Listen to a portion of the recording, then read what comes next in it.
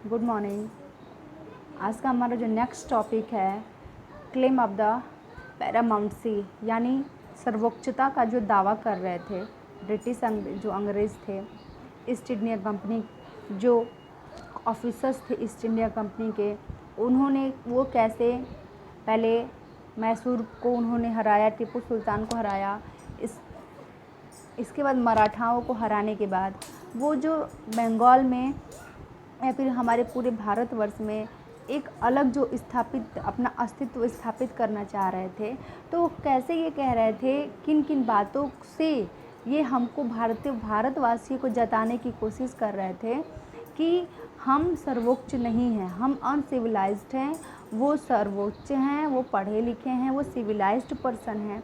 और वो ये भी दावा करते थे कि वो हम लोगों से सर्वोच्च हैं, मतलब हम लोगों से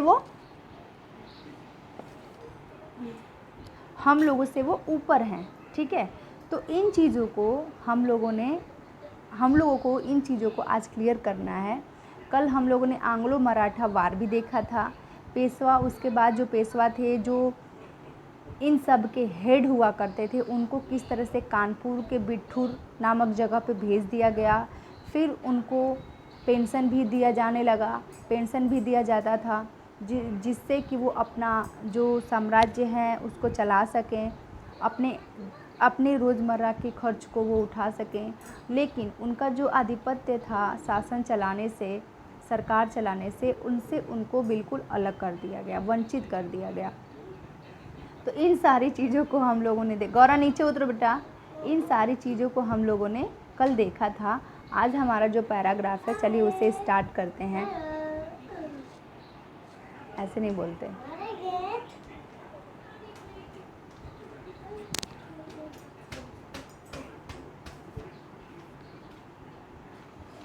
द क्लेम ऑफ पैरामाउंटेसी देखिए, it is clear from the above that from the early 19th century the company pursued an aggressive policy of the territorial expansion. Under Lord Hastings, Governor General from 1813 to 1823, a new policy paramountcy was initiated. देखिए, उपरोक्त जो विवरण है जो कल हम लोगों ने पढ़ा था, उनसे यह स्पष्ट हो जाता है कि 19वीं सदी की शुरुआत में कंपनी क्षेत्रीय विस्तार की आक्रामक नीति अपना रही थी। मतलब वो पूरा उनका दिमाग था कि किस तरह से हम पूरे भारतवर्ष में फैल जाए, और इसके लिए वो कुछ भी करने को तैयार थे। युद्ध तो वो कर ही रहे थे।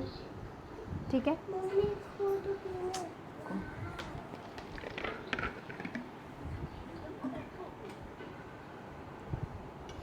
आगे देखिए। लॉर्ड हेस्टिंग्स नाम के जो गवर्नर जनरल हैं, 1813 से 1823 तक ये गवर्नर जनरल रहे हैं हमारे भारत के, बंगाल के। इनके नेतृत्व में सर्वोच्चता की एक नई नीति शुरू की गई थी, यानी अपने आप को अच्छा बनाने की, भारतवर्ष के आगे अच्छा बनाने की, अपने विस्तार को फैला, क्योंकि अच्छे रहेंगे तभी तो इनको कोई अपने यहाँ बुलाएगा ना। तो ये अच्छा तो बन रहे थे, लेकिन उसके पीछे इनका जो मेन मोटो था वो कुछ और था। तो इन्होंने कुछ नीतियाँ बनाई, सर्वोच्चता की नीति इन्होंने बनाई थी, और ये कंपनी का दावा था कि उनकी सत्ता सर्वोच्च है, इसलिए वह भारतीय राजाओं से ऊपर है। कंपनी कहती थी कि हम सर्वोच्च हैं ना, वो कंपनी क्लेम्ड। अब ये कहने लगी कि हम सर्वोच्च हैं, and it's authority was Paramount of supreme. इनकी जो अथॉरिटी है वो भारतीय सर्वोच्चता से भी बहुत ऊपर है, यानी भारतीयों से उठ करके हैं। हेंस मुँह छिल जाएगा। Hence it's power was greater than that of Indian states. ये कहते थे कि हमारा जो पावर है ना, वो भारतीय राजाओं से कहीं बहुत ऊपर है। In order to protect its interest, it was justified in the annexing or threatening to annex any Indian kingdom. This view continued to guide later British policy as well. अपने हितों की रक्षा के लिए वह भारतीय रियासतों का अधिग्रहण करने, यानी उनको हड़पने या फिर अपने में मिलाने या उनको अभिग्रहण करने की धमकी देने का अधिकार अपने पास मानती थी। यानी जो लॉर्ड हेस्टिंग्स हैं, गवर्नर जनरल, इनको ये लगता था और इनके ऑफिसर्स को कि हम सर्वोच्च हैं, तो हम भारतीयों को डरा धमका के किसी भी तरह ये कह सकते हैं कि तुम्हारा वो हिस्सा जो भारतवर्ष का जो वो हिस्सा है उसको हम अपने अंदर मिला लेंगे, यानी उस पर हम अपने कंट्री का विस्तार करेंगे। And this we continue to guide later British policy as well. और यह सोच बाद में भी अंग्रेज़ों की नीतियों में दिखाई देती रही, मतलब हम अच्छे हैं, हम आपके हर साम्राज्य को अपने में मिला लेंगे। This process, however, did not go unchallenged.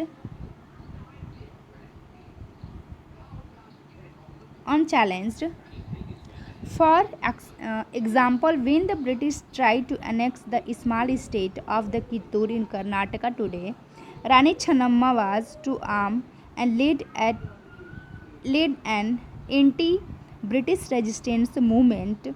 She was arrested in 1824 and died in the prison in the 1829 होगा 1829.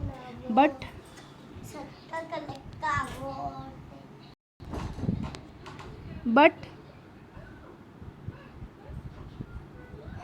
Ranayana, a poor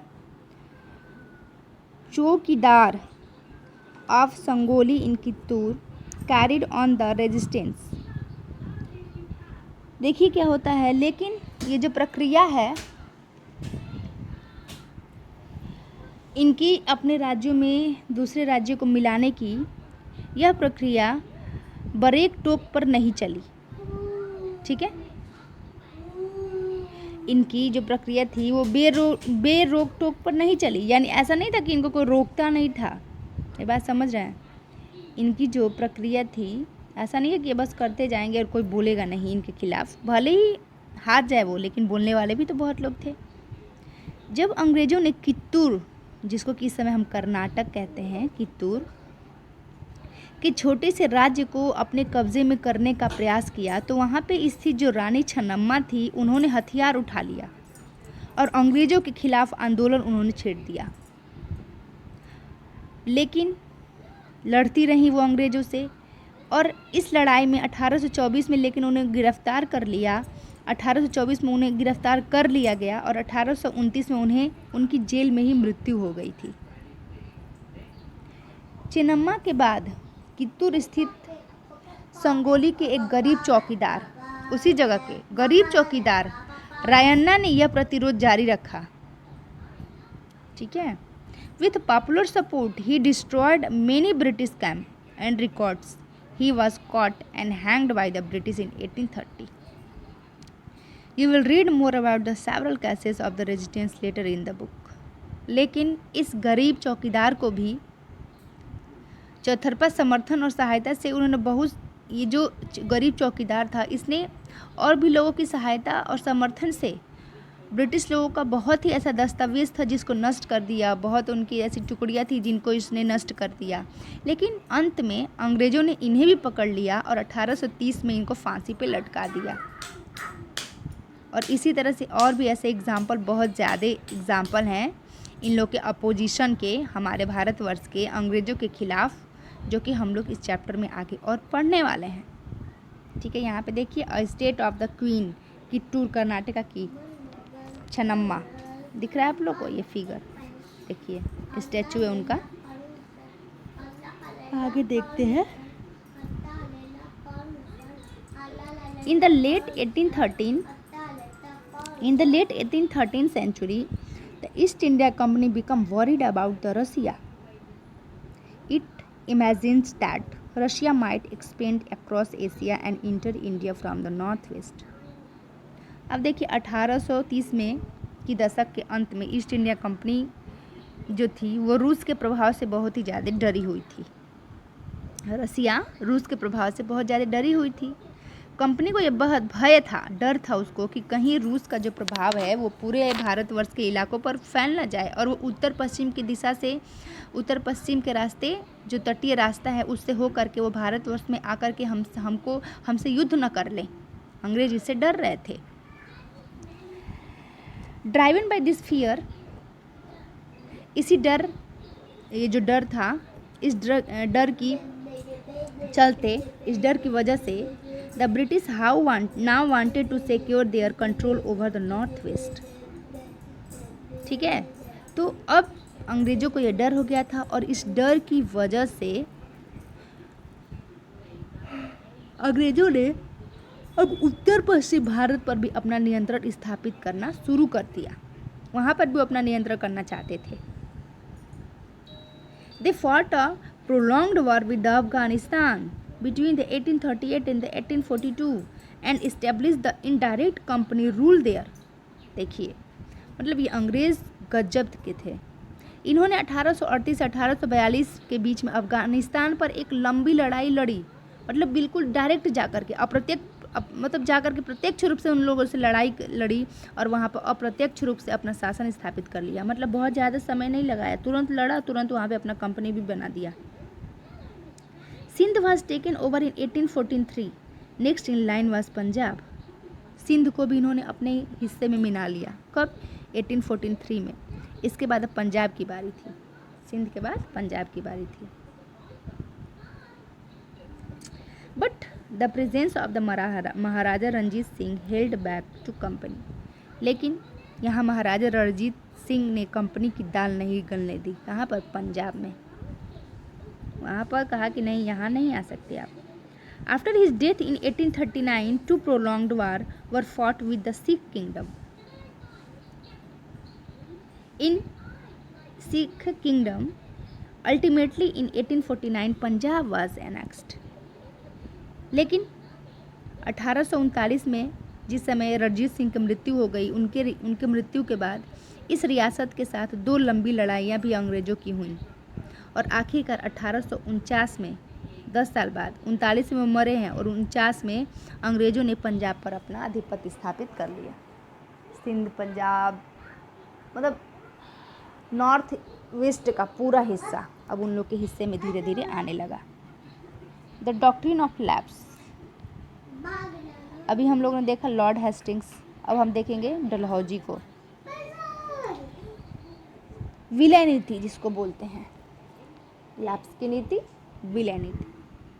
ठीक है, तो बच्चों जो पढ़ाया है हमने उसको आप लोग देखिए, एक एक चीज़ उसमें से इम्पोर्टेंट है। किस सन में कौन सा युद्ध हुआ, उनके समय कौन से राजा थे, कौन से गवर्नर जनरल उस समय थे। ठीक है, ये सारी चीज़ें एक एक टॉपिक से, एक एक लाइन से 2-2, 4-4 क्वेश्चंस हैं जो आप लोग को याद करना है, आप लोग को समझना है। समझ में नहीं आए तो पूछिएगा, आ जाए तो बहुत अच्छा नोट्स बनाइएगा। ठीक है बच्चों, तो आज के लिए इतना ही। फिर इसके आगे हम लोग डॉक्ट्रिन्स ऑफ द लैप हड़प नीति पढ़ेंगे। ओके, बाय बच्चों, थैंक यू सो मच।